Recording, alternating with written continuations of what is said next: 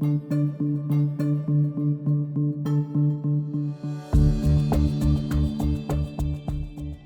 had our hard lessons learned all these years as the factory of the world, suffering from all this pollution and emission. And now it's the supply chain has started to be relocated to other parts, especially on the biodiversity side, to try to develop this AI, based on AI technology, to help our users to take a picture and understand the species, what kind of species is that, and also overlay that with all the digital mapping of protected zones and national parks and all of this. So basically help people to self-educate, to better understand all the values and treasure, the values and also how to protect join the efforts to protect the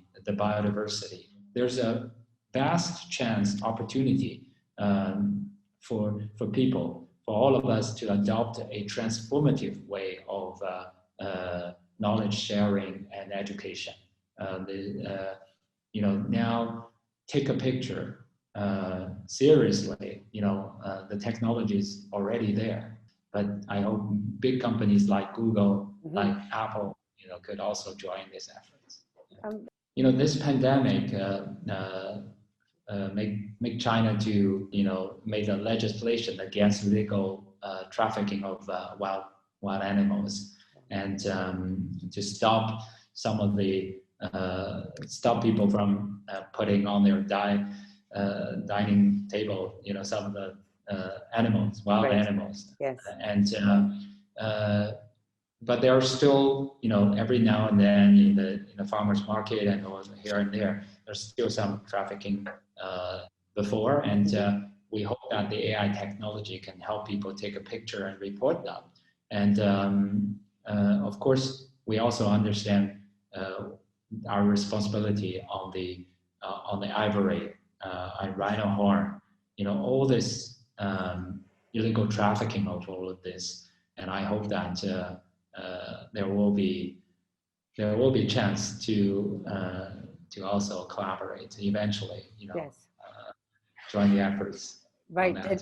And join the efforts, even exactly even the Kenyan government and the Chinese government together. If we're all working towards saving our elephant and rhino populations with this information, definitely there can be impact. And as you're saying, numbers are dwindling here in terms of our environment here in Africa. Trying to even support that side of the world where now is the time. There's no tomorrow. The time is so short. We talking about global biodiversity situation, we have seen that very, very concerning data that 68% of the reduction of the vertebrates, the animals, animal population, especially on the freshwater.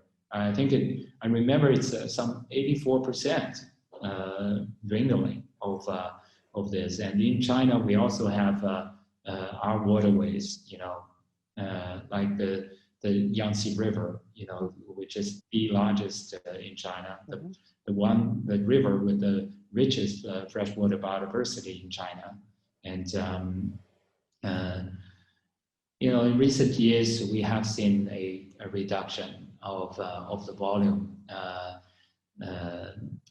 because of pollution, overfishing, and some of the infrastructure projects like hydropower, and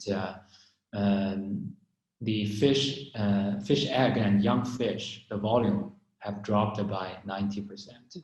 All this logging ban being imposed in China, all this 18% of Chinese territory, the landmass have been designated to protected zones, and we started seeing some of the animals coming back, some of the endangered species, their numbers coming back.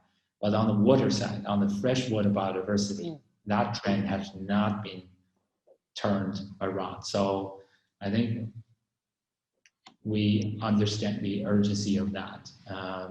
Of course, the in Africa, there are so many wonders, so many treasure of the whole mankind, and we need to find way, to protect them and find mechanism to support the mission there, including the fundings to support that. And in South America, in Borneo, all this in Amazon, all this illegal logging, we understand, how could all of this, require this more sustainable consumption. For example, the meat product, the leather product, they should not come from the illegal logging. For palm oil, for soybeans, should not come from those illegal logging of the virgin forest. To achieve all of this, we need to connect all these missing dots. I think information can play a role in that.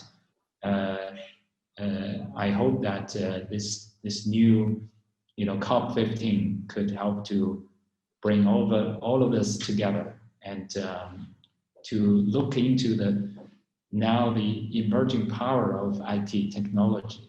And this can, it's not the IT technology which can solve all the problems. It's the people who've been empowered, who've been motivated, the citizens, consumers, to join the efforts.